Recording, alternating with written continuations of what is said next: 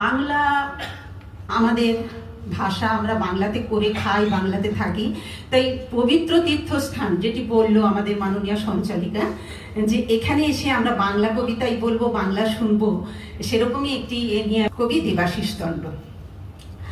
আমি একটা লোকাল কাগজের এডিটর বটে, একটু নাম ভরা নাম রেখেছি, ছোট মুখে বড় কথা, বিক্রি বাটা 100 আর ঠোঙামুড়া 100। টিভিতে কলকাতার কাগজগুলাতে সারা দিন কপচাই যে খবরগুলা মুড়ে ভূত হয়ে যায়, সেই খবরগুলাকে আমি ছাপি। হাতে নগদ 10-20 টাকা, তেল আনাজটা হয়ে গেল। তো একদিন গেলি কবি মহল্লায়, উহাদের ইন্টারভিউ দিয়ে আমার কাগজটাকে স্পেশাল বানাইতে হবে।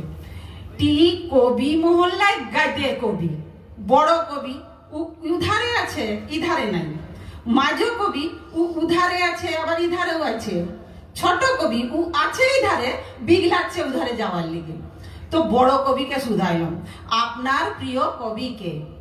বড় ঘাট্ট ঝাঁকায় উত্তর দিল, Edmund Martin Sen and Santa Lucia.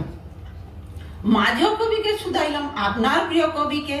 মাঝো আকাশ পাতাল ঘাটে ঘুটে বলল, সে মাসেনি।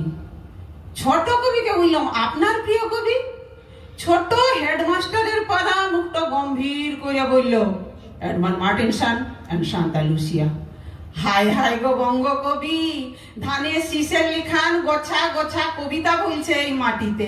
আর আজ একটা বাঙালি কবির নাম আপনাদের মনে আসলো নাই?